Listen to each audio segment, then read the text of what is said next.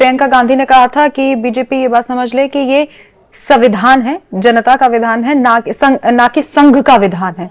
और इसी के साथ साथ जब बांग्लादेश का बैग लेकर पहुंची और फिलिस्तीन का बैग लेकर पहुंची, तो योगी आदित्यनाथ जी सदन में कह रहे हैं कि हमने इजराइल में रोजगार दिया लोगों को, वहां यहां से युवा वहां पर गए हैं और वहां से जो राजदूत आए थे उन्होंने बड़ी प्रशंसा की है कि आपके यहाँ के जो युवा है वो बहुत ज्यादा मेहनती हैं। और इस पर प्रियंका गांधी कह रही है कि आप वो डेटा भी तो बताइए कि इजराइल आप युद्धग्रस्त क्षेत्रों में यहाँ के युवाओं को भेज रहे हैं, उनके परिवार डरे हुए हैं, वो आंकड़ा तो आप नहीं बताते। देखिए, जो योगी जी ने पहले कहा उसका जवाब ये है कि दुबई में हिंदू रहते हैं, वो कभी वहां पत्थरबाजी नहीं करते, यमन में रहते हैं, मस्कट में रहते हैं, कुवैत में रहते हैं, अरब में रहते हैं, हिंदू वहां जहां जाते हैं उसी देश की भलाई के लिए लग जाते हैं। हिंदू ईरान इराक में जाते हैं तो भी उस देश की भलाई शुरू कर देते हैं। हिंदू आप देख लीजिए, अमेरिका में हो, अरब में हो, सिंगापुर में हो, जापान में, दुनिया के 100 देशों में हिंदू रहते हैं। कभी आपने सुना कि हिंदू जिस देश में रहते हैं उस देश में जो त्योहार होता है वो त्योहार मनाने का विरोध करते हैं? कभी उस जो वहां पे परंपरा चल रही उस देश की जो चरित्र है, उस देश का जो पहनावा है उसको जलाते हैं? कभी उस देश के लोगों को कहते हैं नहीं तुम्हारी परंपरा ठीक नहीं है, तुम हमारी परंपरा से रहो? कभी हिंदू जिस देश में जाते हैं वहां क्या धर्मांतरण करवाते हैं? वहां लब जिहाद करते हैं क्या? वहां लैंड जिहाद करते हैं क्या? क्या वहां हिंदू जहां जाते हैं बाकायदा पासपोर्ट के साथ अपना वीजा लेके जाते हैं? हिंदू कभी किसी देश में घुसपैठ करते हैं क्या? हिंदू कहीं जाके डेमोग्राफी बदलने की कोशिश करते हैं क्या? नहीं करते। इसलिए पूरी दुनिया में हिंदुओं का सम्मान है। भारत का सम्मान पूरी दुनिया में इस संविधान के कारण नहीं है।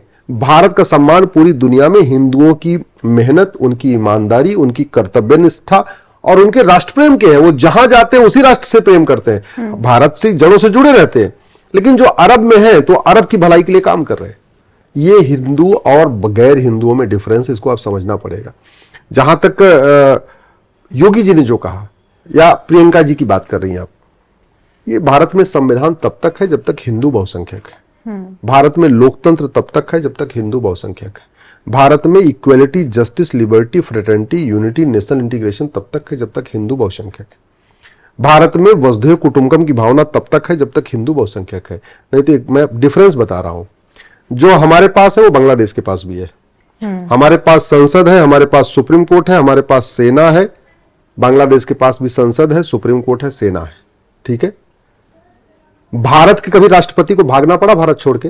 नहीं। पाकिस्तान के राष्ट्रपति भागते हैं, अफगानिस्तान के राष्ट्रपति भागते हैं, बांग्लादेश के राष्ट्रपति भागते हैं। हमारे किसी प्रधानमंत्री को भारत छोड़ के भागना पड़ा? यहां तो इमरजेंसी लगा दिया जिसने, उसको भी भारत छोड़ के नहीं भागना पड़ा।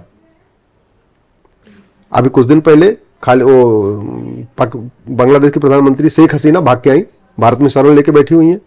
नवाज शरीफ पाकिस्तान छोड़ के भागे, मुशर्रफ पाकिस्तान छोड़ के भागे, अफगानिस्तान के प्रधानमंत्री राष्ट्रपति छोड़ के भागे।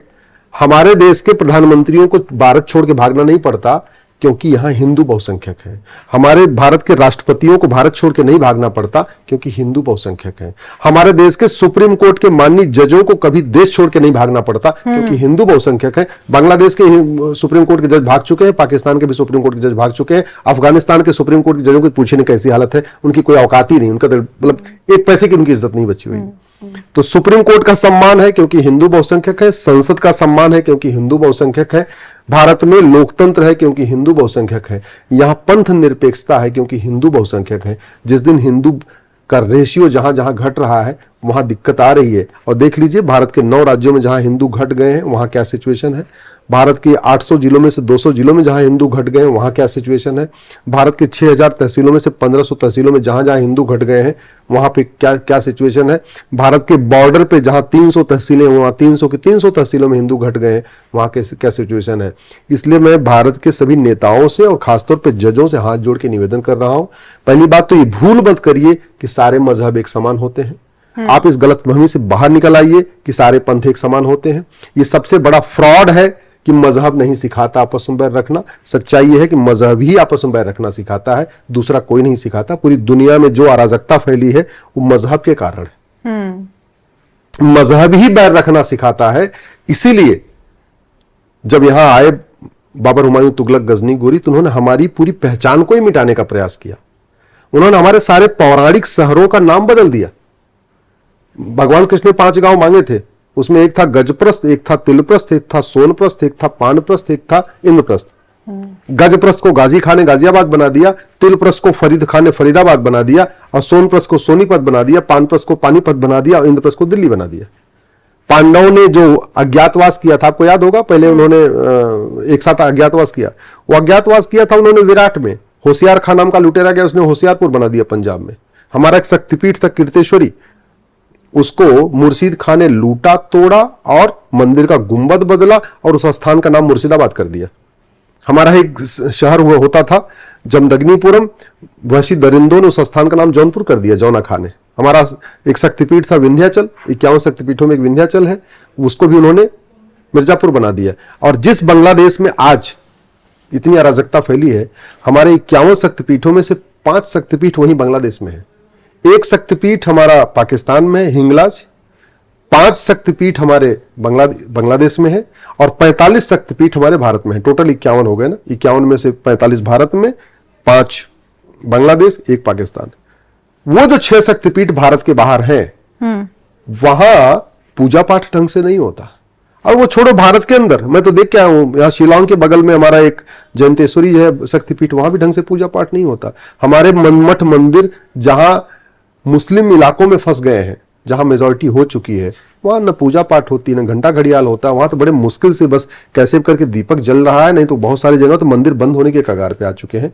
इसलिए कोई ये न कह दे कि नहीं सारे पंथ एक समान होते हैं। और हमारे जज और हमारे नेताओं का समझ में आता है, उनको वोट लेना चाहिए, वोट चाहिए, इसलिए वो इस तरीके का फ्रॉड बोलते हैं, झूठ बोलते हैं।